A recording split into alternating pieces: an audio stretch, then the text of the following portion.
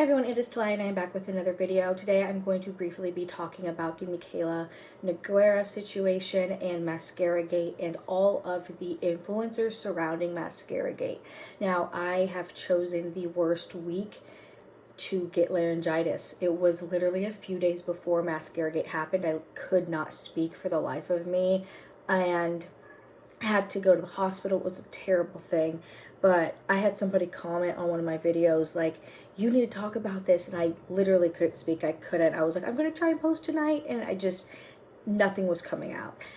So I really wanted to come on here and talk about it. The first thing I'm going to say is that I don't enjoy a pile on. I think that if you've seen me in some comments or whatever, because I can be pretty shady, it's not that I want to see people pile on to somebody about a mistake that they made.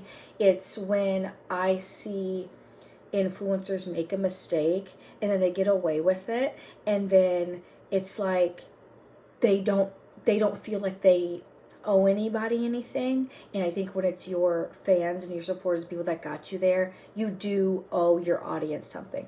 That's just what I believe. And I have unfollowed a lot of influencers that I actually really liked because of their really weird support of Mikayla in this situation. And maybe that sounds a little petty, I don't really care. And I'm not going to say who they are, but I've just kind of noticed that like those creators, they didn't see a problem with it. Now, one thing that I kind of going to speculate on is that they didn't really know any of the controversies with Mikayla prior. And I don't know, I feel like if you're on the TikTok makeup space, you do know what's been said about Mikayla. And with her false advertising, or her history with false advertising, it's kind of bad. And it wasn't just about the mascara. I saw people that aren't even beauty influencers like chiming in on this and saying like, if it were me, like I would take the check and I would lie to all of you guys for whatever. And it's like, okay, well, you're the type of person I'm gonna unfollow because like I know you're trying to make light of it, but it's actually a pretty serious and annoying situation. Obviously there's more situations that are way more serious than this, but it's really disheartening when you see a creator of yours like just lying for no reason. Like Mikayla doubled down on the lie, you know? And for the people that are trying to chime in, and maybe I think that there are some creators that aren't in the beauty space that were like looking into this situation thinking it was a one-off situation and being like, yeah, I wouldn't have said anything to you guys, she owned it. Like Tana Mojo had even been like, Mikayla owned you guys, whatever. And it's like, what are you talking about? Like I know Tana Mojo isn't the moral compass for anybody, right? But like it was like, what are you talking about? Mikayla, she has done so many bad things that like I can't see how this situation is like a win for her. And to the influencers who are supporting her and thinking like she made all of us look bad and like look stupid, it's really annoying to me and it's really weird. So I've unfollowed all the people that are doing that because it's like, shut up. Like we are not the ones that lied, and so we don't need to be looked at as like the bad guys because she decided to lie to her audience. She has had a history of false advertising and it's not okay. It's not okay anyway. It's not just mascara, it's everything. It's her face filters, it's her body filters, it's a whole, there's things just don't add up with her. And I don't know how many times it's going to take for people to realize like she's fake. Like I don't like her. I don't feel sorry for not liking her because she's done so many bad things. She's just literally like walking in Jacqueline's footsteps, but so much quicker. And I had commented on there was a tweet that I had posted in response to Rich Lex's tweet saying like, I've never seen an influencer like rise and fall so fast. And I stand by that because I haven't, and it's weird that people are still trying to stand by that because what she's doing is wrong. And if you're the type of influencer that's going to support that, then you're the type of influencers that I don't want to support. Mikayla's response, her little Valentine's Day get ready with me, like, we know why we're all here today, blah blah, and like her glossing over it. Childish. And I feel like the only reason she did that response is because she knew that everybody had already speculated what she was going to say. She was going to either use the mental health card or the victim card. She'd come on here crying and lying and whatever. And she just didn't really have a defense, you know what I'm saying? So I think she was like, oh crap, I already played all my cards. I'm just going to act like it never really happened. And I do think that for influencers, there are a lot of times where you should, like, they should do that, because it's like, what else are you going to do? You might as well just keep it moving. But with this situation, with such a huge legal situation of lying, and when it comes to like paid partnerships and stuff like that, it is pretty severe, because it's against the law. It's against the law. And that's another thing with the influencers too. It's like, there's a lot of you guys that don't disclose your partnerships. That's against the law. I don't know why this is funny or cute or whatever. Like, you're breaking the law. What?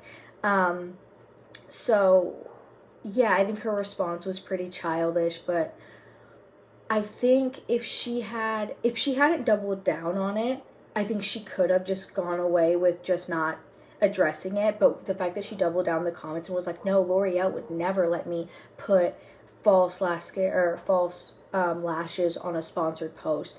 And now she's kind of like, with all of her controversy, she likes to throw a little bit of shade in other posts. It's like, that doesn't wear well. And I don't get that. I've looked at this whole situation, and now there's a situation with her, like, I guess not making fake accounts, but there's people that are speculating that she's making fake accounts and like commenting on other people's posts and like being mean, so that it looks like all these other people are like attacking Mikayla. But people are saying, like, I think that's her making fake accounts, which I'm not saying she's doing that. I don't think she cares enough to do that, but I think it's suspicious that like one of the screenshots that she had posted was like after 18 seconds from when that comment was posted. And I'm not saying she's making fake accounts, like I said. I just think it's a little suspicious that she's now thinking that, oh my gosh, like, everybody's attacking me for all these other reasons. Or I think that maybe she's just trying to use that as a way to have like all the other controversies and the mascara gate to just stop. Like, people just stop talking about that and talk about all these fake accounts that are being made against her.